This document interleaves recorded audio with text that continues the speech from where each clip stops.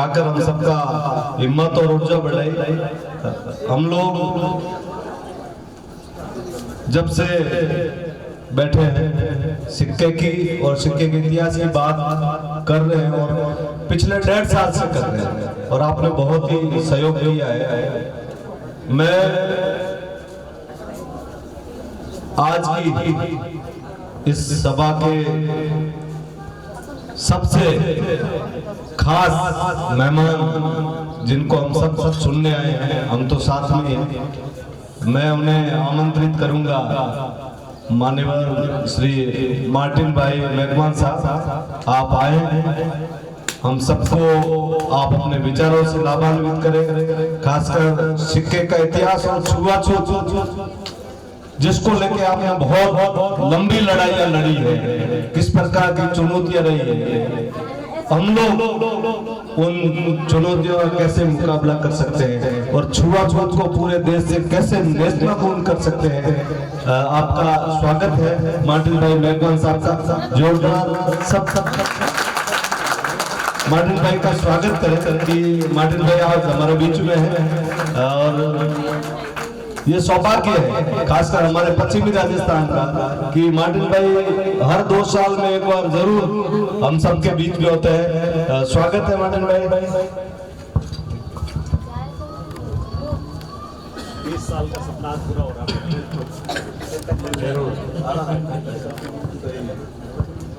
करीब बराबर 100 साल पहले डॉक्टर अंबेडकर ने अपने किताब में लिखा था एक घटना महाराष्ट्र का। कोई गांव में बच्चे खेल रहे थे गेंद, वो हॉकी स्टिक वाला और डंडा लेके गेंद को मारने का, और एक बच्चा दौड़ा गेंद पकड़ने के लिए और पता नहीं चला कि कुआं कब आएगा और बच्चा अंदर गिर गया और सब डर गए, चिल्लाने लगे बचाओ बचाओ बच्चे को, लेकिन कुएं में कौन गिरे।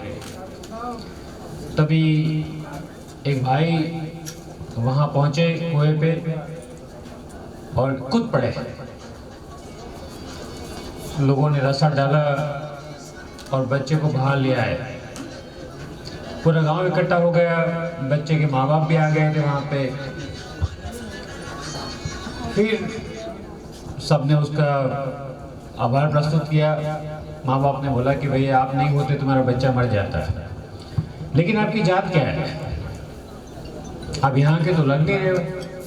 बोलते हाँ मैं यहाँ का नहीं हूँ, मैं बाजू का गांव का हूँ, यहाँ से गुजर रहा था और आवाज़ सुनी बचाओ बचाओ तो खुद पड़ा था।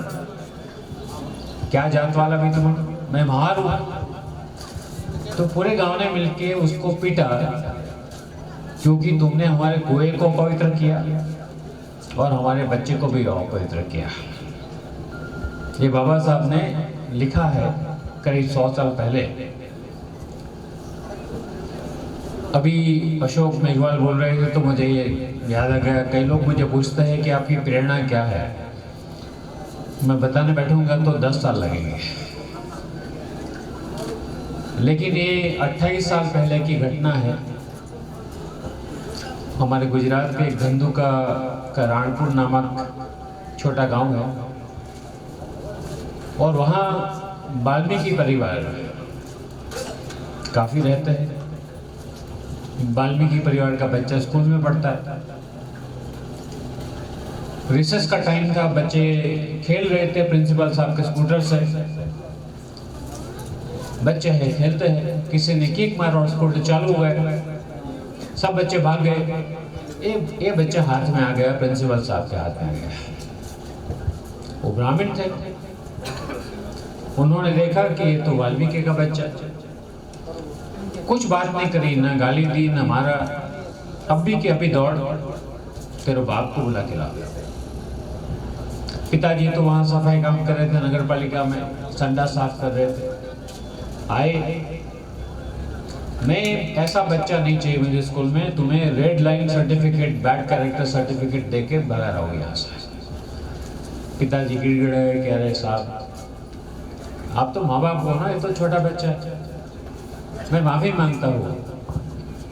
पिताजी ने अपना पगड़ी उठा के प्रिंसिपल साहब के चरणों में रख दिया पौने घंटे तक माफ़ी मांगने का कार्यक्रम चला, पौने घंटे।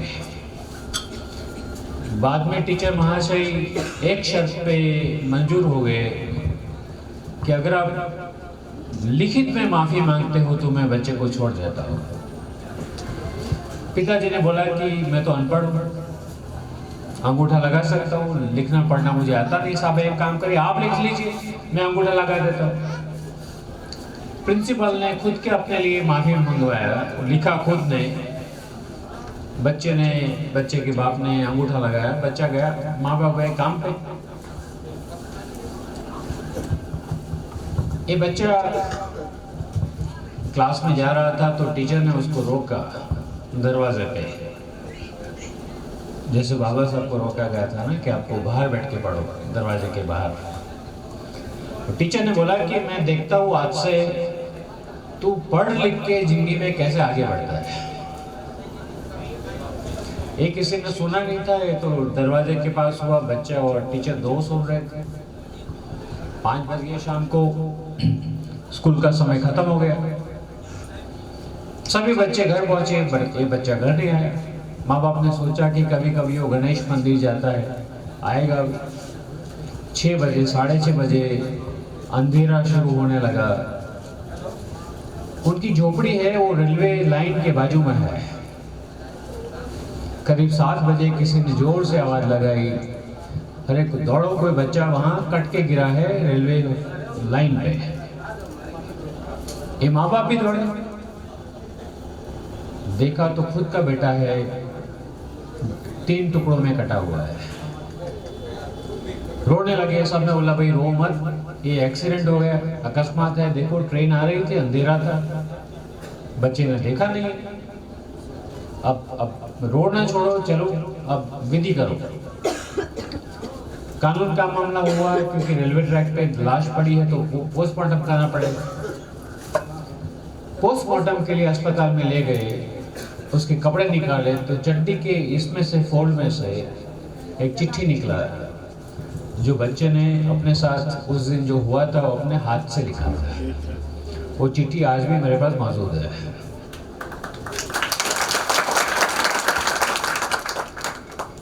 बिल्कुल ताली लगाने की जरूरत नहीं इसमें, बहुत दुखद घटना है। क्या लिखा था चिट्ठी में? उसने पूरा लिखा, अंत में लिखा था, अगर टीचर ने मुझे 2 गाली दिया होता तो मुझे बिल्कुल बुरा नहीं लगता, अगर 2 चांटे भी मारे होते तो मुझे बुरा नहीं लगता, लेकिन जिस तरह मेरे बाप को जाहिर में गिड़गिड़ाया माफी के लिए, मुझे बहुत बुरा लग गया। और आखिर में जब मैं क्लास में जा रहा था तो मुझे दरवाजे पे रोक के बोला, अब मैं देखता हूँ तो पढ़ लिख के जिंदगी में कैसे आगे बढ़ेगा। तब मुझे बहुत बुरा लग गया। अंतिम लाइन है, अगर मैं जिंदगी में पढ़ लिख के आगे नहीं बढ़ सकता हूँ तो मेरा जिंदगी जीने का मतलब क्या है, मैं आत्महत्या कर रहा हूँ। मैं बहुत हिल गया था ये पूरी घटना से। उसके बाद हमने बड़े पैमाने पे बच्चों के साथ काम शुरू किया 94 में। अभी ऐसी घटनाएं कितनी होती है? पिछले 42 साल में भारत में करीब 25,500 से ज़्यादा दलितों की हत्या हुई है। तो मैंने पूरे आंकड़े निकाले, 3 महीने मेहनत किया है। करीब 55,000 महिलाओं के साथ बलात्कार हुए हैं। 12.5 लाख से ज़्यादा केस दर्ज किए गए हैं पुलिस स्टेशन में एट्रॉसिटी के। अब कई लोग मुझे पूछते हैं कि ये कहाँ से नाम उठा के लाए भीमरुदन, क्या मतलब होता है? मैं ये सवाल आपको पूछता हूँ, भीम जिंदा है हमारे बीच में कि नहीं है? कहाँ है? हमारे हृदय में है, हमारे दिमाग में है, हमारे सोच में है। तमिलनाडु का नौजवान गाना गाते गाते रो पड़ा। ये रुदन कहाँ से आया? समाज की जो हालत देखी उससे रुदन आया, सह नहीं पा रहा। यही तमिलनाडु में 1 साल पहले की घटना है। बारिश का समय था। ऐसे एसएससी में पढ़ने वाला लड़का 16 साल का दलित बच्चा गुजर रहा था खेत से और उसको पेट में गड़बड़ हो गई थी, कंट्रोल नहीं कर सका वो, तो उसको बैठना ही पड़ा टॉयलेट करने के लिए और बैठ गया। टॉयलेट कर लिया उसने क्योंकि गड़बड़ थी पेट में। अभी वो बाइक पे निकल रहा था, क्षत्रिय आदमी जिसका एक खेत था, उसने बाइक रुकाया, लड़के को मारा और बोला अभी तेरे हाथ से उठा ले।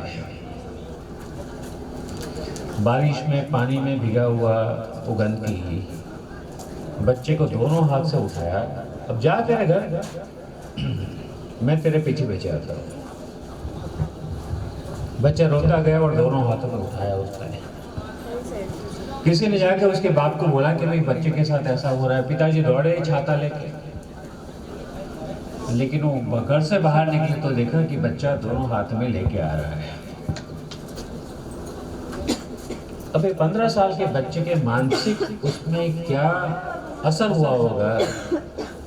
अभी हम बोलेंगे कि भाई कानून है, आप कानून के जाओ, पुलिस स्टेशन कंप्लेन करो, क्या बोलेगा बच्चा? ये घटनाएं एक नहीं होती है, हजारों की तादाद में होती है।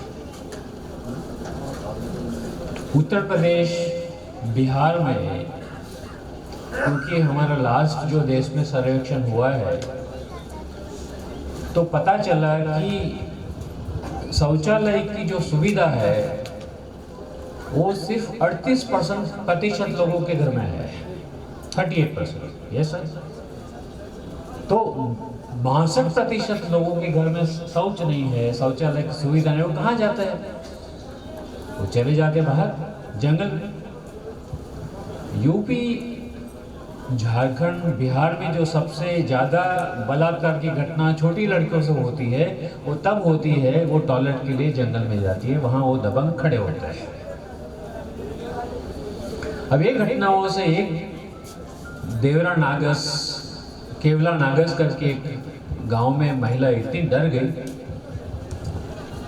वो 2 साल से टॉयलेट नहीं गई है बाहर। वो कागज का टुकड़ा घर में लगाती है, उसके ऊपर टॉयलेट करती है, उसका पति उसका पड़िका बना के फेंकने जाता है। ये घटना जब बाहर आया तो जिला विकास अधिकारी का लेटर आया, अगर आप 3 कॉपी में अप्लाई करोगे तो हम आपका एक टॉयलेट मंजूर करेंगे। जैसे एक ही घर है, एक ही महिला है जिसके साथ ये हो रहा है। तो ये इतना विशाल हो गया और इतना बढ़ गया है। क्यों?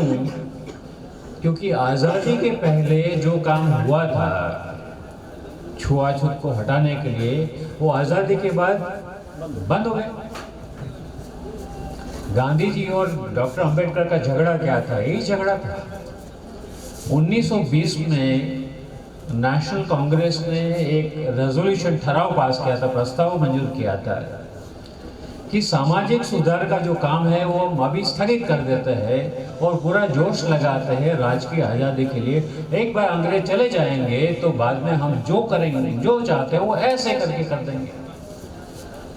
डॉक्टर अंबेडकर ने वार्निंग दिया था गांधी जी को। अब पूरी दुनिया का, विश्व का इतिहास पढ़ लो, कहीं भी ऐसा नहीं हुआ है कि एक बार सत्ता हाथ में आ जाए उसके बाद आप दूसरों की कभी चिंता करोगे। होता है कभी? कभी नहीं होता है। तो आज संविधान में लिख दिया, अनुच्छेद 17 में छुआछूत का किसी भी स्वरूप में पालन होगा, दंडनीय अपराध है।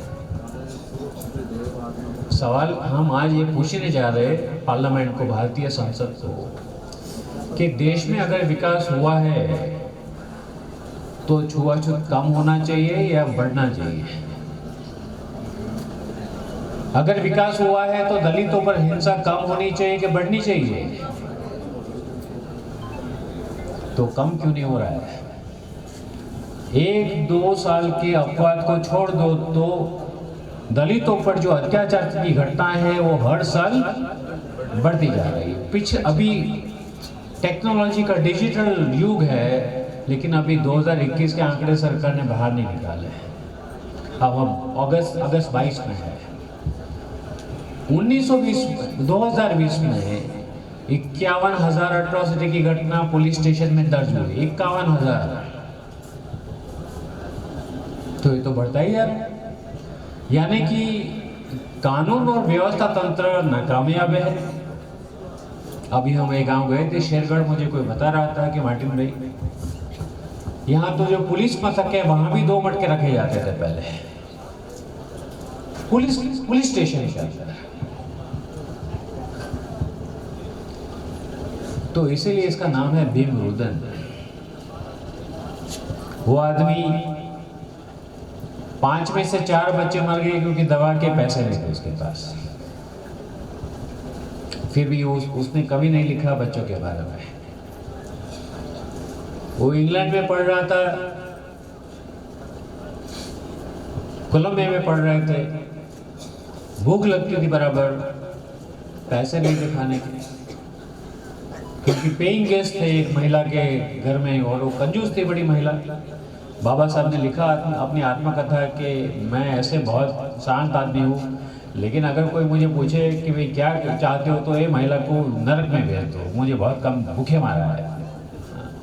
हंसते हंसते लिखा है व्यंग में।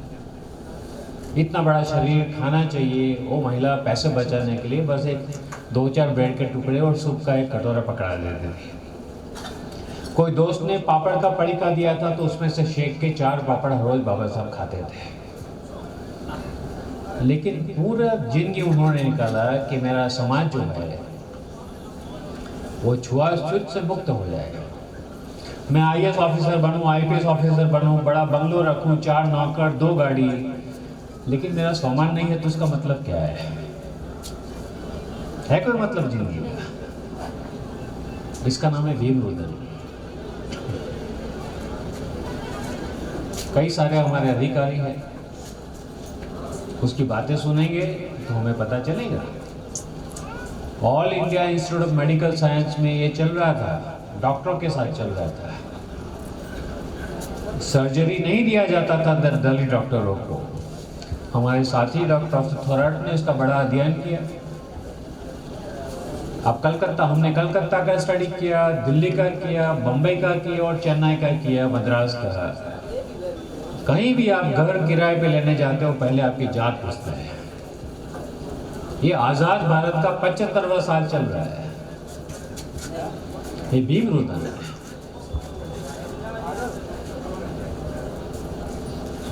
क्या किया जाए, कौन करेगा? हमने देख लिया कि सरकार कांग्रेस की हो या भाजपा की, इसमें छुआछूत हटाने में किसी को दिलचस्पी नहीं है। हाँ, वो लोग के लिए एक नियम बराबर है कि भले आप अछूत माने जाते हो, आपका मत अछूत नहीं होता है तो वोट लेने के लिए कुछ भी करेंगे। पाँव भी छू लेंगे, आपका चाय भी पी लेंगे एक दिन के लिए।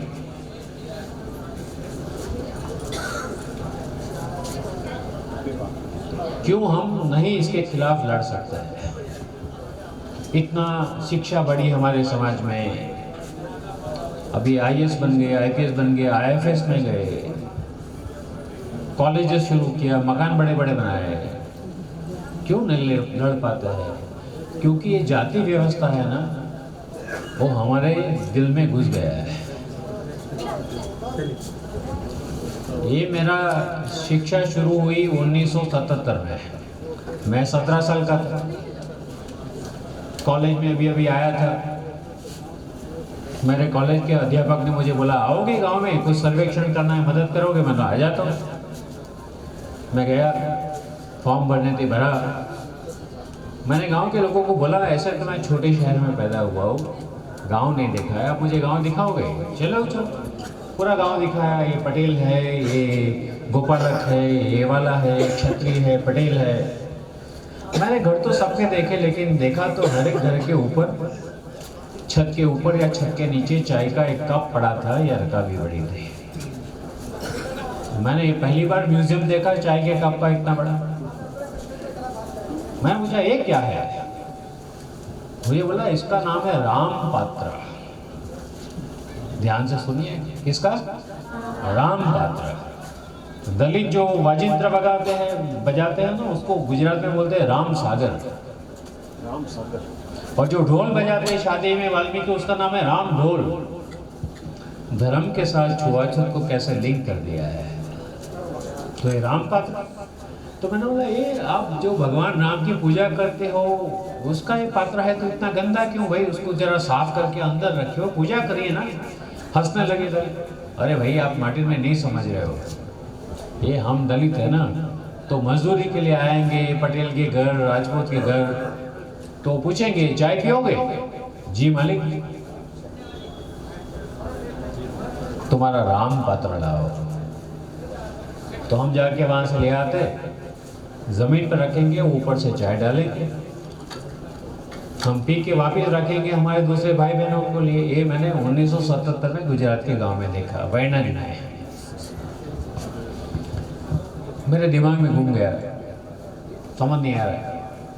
हम वापिस आए, ये बुनकरों की बस्ती थी, खाना यहाँ रोटी बनाई थी, लेकिन मेरी आंख चारों ओर घूम रही और मैंने देखा कि हर एक बुनकर के घर में भी एक चाय का प्याला पड़ा था, रकाबी घर के बाहर। मैंने बोला एक मिनट, मैं एकदम कंफ्यूज हो गया। आपने मुझे समझाया कि जो लोग अपने को ऊपर मानते हैं आपसे, वो लोग आपके लिए राम पात्र रखते हैं। तो ये राम पात्र यहाँ क्या कर रहे हैं आपके घरों में? देखिए मार्टिन भाई, हम दलित हैं लेकिन हम बुनकर हैं ना, तो ऊंचे हैं। वाल्मीकि जब हमारे घर आएगा ना, तो हम हमारे कप में तो चाय दे देंगे उसको। अब जय भीम बोलने से कुछ होगा? 3 बार बोलो जय जय जय जय जय भीम, होगा कुछ? कब होगा? मेरे अंदर समानता का मूल्य जो है वो अंदर उतरेगा और मैं मानूंगा कि किसी की कीमत पर किसी से छुआछूत नहीं। तब जय भीम बाहर, तब जो ऊर्जा से बाहर आएगा ना, उसका शक्ति बहुत अलग होगा। आज महसाणा जैसे शहर में चले जाइए, गुजरात में, बुनकर है वो जो रोहित है, चमार बोलता है, उसको मकान किराए पे नहीं देंगे, चमार उसको नहीं देंगे। अभी मुसलमानों के साथ मेरी मुसलमान नेताओं आ गए थे मेरे ऑफिस में, बहुत अत्याचार हो रहे मुसलमानों पे। सब मौलवी आ गए थे पूरे देश के, मार्टिन भाई हमारा मदद करो। बोलो क्या करो मैं? नहीं हमें रास्ता बताओ। मैंने बोला पहले तो मेरा यही सवाल है कि जो जाति व्यवस्था का जिक्र आपके कुरान में नहीं है, वो आपके अंतर में कैसे घुस गया है? ये आरएसएस की सफलता है कि जो कुरान नहीं कर पाया वो उन्होंने करके दिखाया। जब गुजरात में दंगे हो गए, मुसलमानों को बहुत पीटा गया, बेचारे गांव छोड़ के भागे। हमने पैसे दिए 25-25 हज़ार रुपया कहीं से लाके कि भाई चलो जल्दी जल्दी मकान बनाओ। मैं एक जगह गया तो अच्छे मकान बना रहे थे और उसके कोई नेता भी आए थे, हवाई जहाज से पैसे बांट रहे थे, कोई अनाउंस कर रहा था मेरा 10,000 लिखो, 12,000 लिखो, खुश थे सब। मैंने बोला कि ये मैं सुन रहा हूँ कि सब मोमिन को दे रहे। बोलते हैं हमारा मोमिन समाज है ना, उसने पैसा भेजा है। ओके, मैं दूसरे शहर इलाकों में गया तो वहाँ देखा कि गटर के बाजू में परिवार रहते, बेचारे बच्चे वॉमिट कर रहे हैं क्योंकि वहाँ टॉयलेट जा घर के बीच में से जा रहा है, नलियाँ है, आप एक सेकंड नहीं खड़े रह सकते हो। मैंने बोला भाई मैंने आपको पैसा दिया था ना 25,000 रुपया, भैया आपने दिया था ना, वो तो खाने में चला गया और 25,000 में जमीन कौन देगा? ठीक है मुझे सोचने दो कुछ। मैं तीसरे गांव में गया जहां 95% आबादी मुसलमान का है। वो लोग ने सभी मुसलमान जो दूसरे गांव से आए 2-2 हज़ार में जमीन का प्लॉट दे दिया था। मैंने बोला ये 25 परिवार वहाँ पड़े हैं, मैं पैसा देता हूँ 50,000 रबी, आप उसको ज़मीन का टुकड़ा दे दो, मकान बनाना शुरू करें। मार्टिन भाई ये क्या है कि वो धोबी लोग हैं, वो हमसे नीचे है। मैंने बोला वो आरएसएस वाले मारने आए थे तो पूछा था कि आप धोबी हो कि मोमिन हो, क्या हो? नहीं हम सोच के बताएंगे मार्टिन भाई। सोच के बताया मुझे कि नहीं, हम साथ में नहीं रह सकते।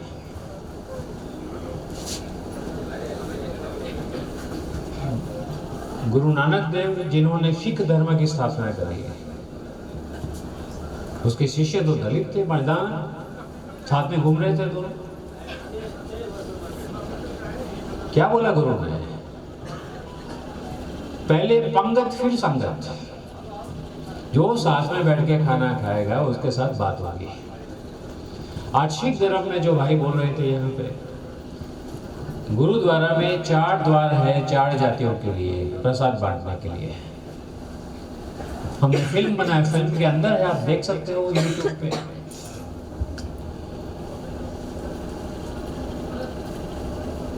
इस्लाम में हो गया, सिख धर्म में हो गया, ईसाइयों में।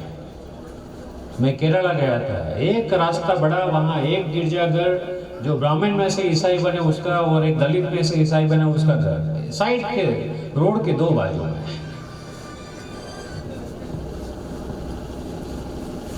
यानी कि सरकार निष्फल गई और धर्म भी निष्फल गया।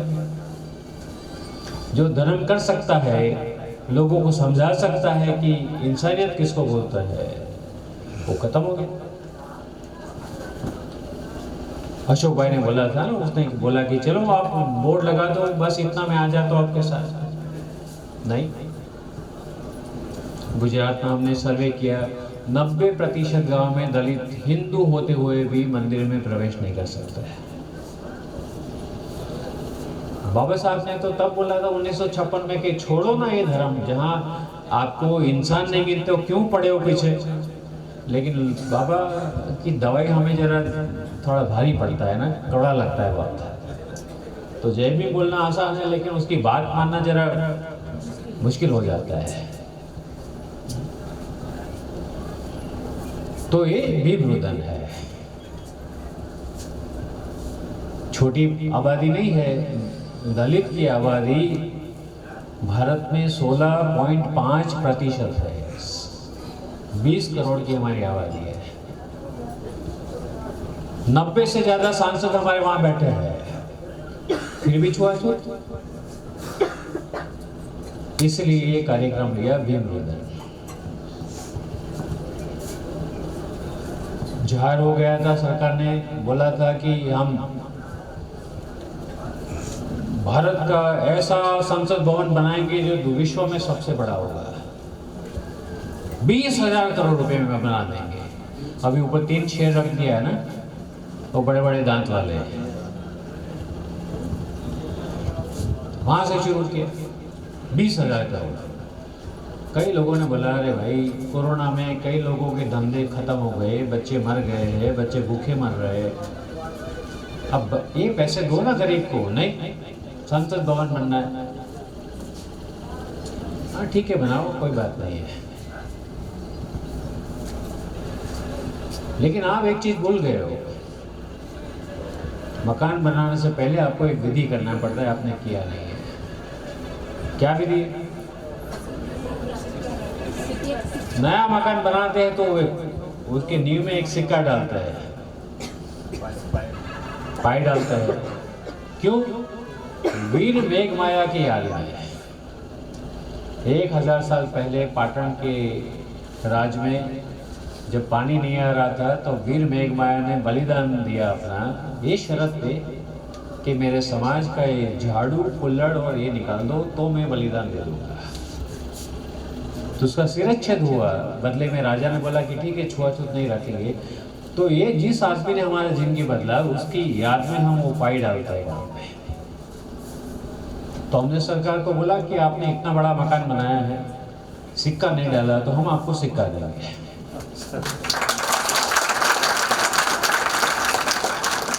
लोगों को बोला इतना छोटा सिक्का नहीं देंगे जो कोई किसी की नजर में ना आए, सिक्का ऐसा देंगे कि पूरी दुनिया की नजर में आए।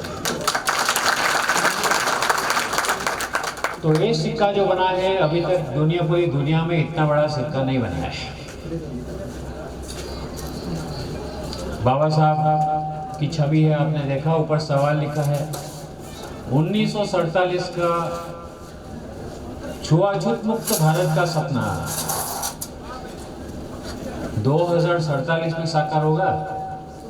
75 साल में नहीं कर पाए, 100 साल में कर पाओगे? ये सवाल हमने बोला कि ये सिक्का लोग संसद भवन में रखो, नवनिर्मित संसद भवन में, ताकि संसद को याद रहे कि ये हमारा राजधर्म है, वो हमने निभाया नहीं है। ये कोई पार्टी के खिलाफ में नहीं है, न कोई पार्टी के समर्थन में है, क्योंकि अगर छुआछूत है देश में 75 साल बाद, इसका एक ही कारण है कि जितनी भी राजकीय पक्ष है वो सभी विफल रहे हैं। सामूहिक तौर पर हम सभी को इसका कान पकड़ना चाहिए। जिस भी पार्टी में हम हैं उसका कान पकड़ना चाहिए कि इसका क्यों बात नहीं कर रहे आप नए मकान में बैठो, पुराने में बैठो, मुझे कोई फर्क नहीं पड़ रहा है। आपको भारत कांग्रेस मुक्त करना है या भाजपा मुक्त करना है, वो आपका पार्टी का झगड़ा है, हमें उसमें कोई इंटरेस्ट नहीं। हमें एक ही चीज में इंटरेस्ट है, भारत छुआछूत मुक्त होना चाहिए। हमारे बच्चे क्यों सहे? हमने बच्चे इसीलिए पैदा किए कि जाके कोई की सुन के आए कि भाई तू हल्का है, नीच है, नालायक है, अपवित्र है, इसलिए मैंने बच्चे पैदा किए? नहीं।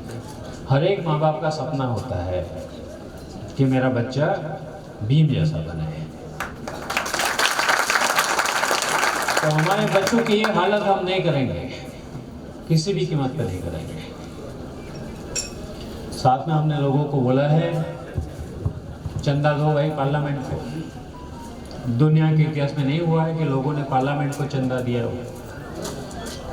गरीब लोगों ने मुझे बोला मार्टिन भाई, जो सरकार के पास 20,000 करोड़ रुपया है ना, उसको चंदा क्यों देना है? मैंने बोला इसीलिए एक ठप्पा लग गया है कि दलित यानी मांगने वाले लोग हैं, लेकिन दलित मांगने वाले नहीं है, देने वाले हैं। हम आपको दान देंगे, छोटा दान। अगर आपके घर में एक इंसान रहता है तो 1 रुपया दो, 2 इंसान है तो 2 रुपया दो, 5 है तो 5 रुपया दो। ये नई मकान का बिल्डिंग बनाने के लिए नहीं दे रहे, लेकिन पार्लियामेंट को इसीलिए दे रहे कि आपका जो इरादा है वो मजबूत हो जाए, छुआछूत दूर करने के लिए। इसलिए लोगों ने अपील सुना, वो 2 वहाँ ट्रक पड़े हैं, उसमें 20 लाख 1 रुपए के कॉइन पड़े हैं। पूरे देश में से आज तक भारत के इतिहास में ऐसा कभी आंदोलन नहीं हुआ है कि 20 लाख लोग जुड़े हैं। तो इसीलिए हमें इतना गर्व है। ये यात्रा आई है, आपने कल मैं निकल रहा था, लेट बहुत हो गया था बालोतरा में आते आते, मेरी गाड़ी सबसे पीछे थी। मैंने देखा कि अंधेरे में कोई पुरुष यहाँ खड़े हैं और कोई महिलाएं खड़ी है। रात को 10:30 बजे अंधेरे में रोड के पास एक बच्चे के हाथ में मैंने वो छोटा झंडा देख लिया। मैं खड़ा हो गया गाड़ी। क्यों खड़े हो? नहीं, वो सिक्का आने वाला है ना, 3 घंटे से खड़े हैं। उत्सुकता है। क्या है इसमें? ये है कि इसमें मेरे बच्चों का सम्मान, मेरे परिवार का सम्मान है सिक्के के अंदर। हमने सरकार को बोला है, चिट्ठी लिख के राष्ट्रपति जी को दिया है, लोकसभा के स्पीकर को दिया है, राज्यसभा के चेयरमैन को दिया है। दिल्ली में पहुंचेंगे 7 रात को। हम 24 घंटे से ज़्यादा नहीं रुकेंगे। अगर आप 20 लाख लोगों की इज्जत करना चाहते हो जिन्होंने सिक्का दिया है, और जो हज़ारों लोगों ने बर्तन दिया है सिक्का बनाने के लिए, प्यार से आइए, इसका रिस्पेक्ट करिए और सिक्का ले जाइए। अगर नहीं लेना चाहते हो, ये सिक्का लेके हम वापस जाएंगे गुजरात। उसके बाद क्या होगा वो आप जानोगे। हम नहीं छोड़ने वाले, क्योंकि हमने तो तय कर लिया है कि 2047 के पहले हमें तो छुआछूत को खत्म करके ही सांस लेना है। अगर आपको ये पसंद नहीं है सिक्का, क्योंकि 20 लाख रुपया है, अगली बार लौटेंगे 2 साल में 1 करोड़ रुपया लेंगे। वो भी कम पड़ेगा तो 5 करोड़ लेके आएंगे, क्योंकि हमारी 20 करोड़ की आबादी है। लेकिन ये सिक्का की जगह पार्लियामेंट में ही होगा। 2047 के पहले मैं लिख के देता हूँ, ये सिक्का कहाँ होगा? पार्लियामेंट। तो ये आक्रोश, जब रुदन होता है ना, रुदन ये दुर्बलता का निशानी नहीं है। रुदन एक ताकत होता है। रोने के लिए भी हिम्मत चाहिए, बोलने के लिए भी हिम्मत चाहिए कि मैं नहीं कर पाता हूँ, मेरा दुख इतना बड़ा है, उसके लिए हिम्मत चाहिए। हम कोने में जाके रोएंगे तो कौन सुनेगा? कोई नहीं। बाबा साहब ने तो पब्लिक में अपना रुदन बोला है, जब भी लिख के दिया है। हाँ, ये शर्म की बात नहीं है, क्योंकि हमारे में शक्ति है और हम नहीं छोड़ेंगे। क्योंकि हमारे बच्चे आज जो पैदा हुए हैं उसको हम छोटे भीम बनाएंगे, लड़की हो या लड़का, इज्जत वाला बनाएंगे। आपने मुझे सुना, यहाँ पे हमारे सभी लोगों का स्वागत किया। 14 राज्यों से लोग आए यहाँ पे, अलग अलग भाषा बोलने वाले, अलग अलग संस्कृति वाले, सबका आपने स्वागत किया है। मैं सच्चे हृदय से आपका आभार व्यक्त करता हूँ। जय भीम।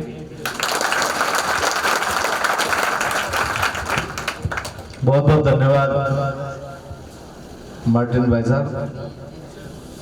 पूरा कॉन्सेप्ट जो भी, क्योंकि रुदन शब्द से बहुत सारी चीजें, कभी ललिता जी मुझे भेजती है, कभी और कोई साथी भेजता है कि मुझे उस ग्रुप में मुझे ये चीजें, लेकिन जिस प्रकार से रुदन का जो आपने पूरी तरह बढ़िया तरीके से जो व्याख्या की है, लगभग हम लोग वैसे सब लोग क्लियर थे, लेकिन छोटी मोटी कहीं भी कोई अस्पष्टता थी तो वो बिल्कुल क्लियर हुई है।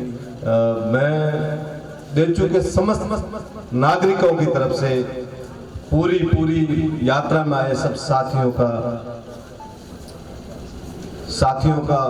पुनः आभार और धन्यवाद करता हूँ। साथी जो आयोजक साथी है, वो आज के जो खाने की व्यवस्था है मार्टिन भाई, अंबेडकर शिक्षक संघ है यहाँ का देचू ब्लॉक का, और उन्होंने पूरी खाने की जिम्मेदारी उन्होंने ली है। बाकी लाइट की अलग व्यवस्था है, टेंट की अलग व्यवस्था है, सब चीजें लोगों ने बांटी है, और लोगों के अंदर अति उत्साह है कि हमारे समाज के भीम बंधु आ रहे हैं और हम उनको कहाँ बिठाएंगे, कैसे खिलाएंगे, कंटिन्यू फोन कैसे करेंगे, ये किया है, बरसात आ गई, जो भी है हम सब संघर्षी है, हम सब संघर्षी हैं और संघर्षों के आदी हैं। तो बहुत ही इन्होंने पिछले 1 महीने से इस प्रकार की मेहनत कर रहे हैं। मेरा निवेदन रहेगा, यह सत्र मार्टिन भाई की बात के साथ ही मैं चाहूँगा यहाँ के वीडियो साहब से कि समापन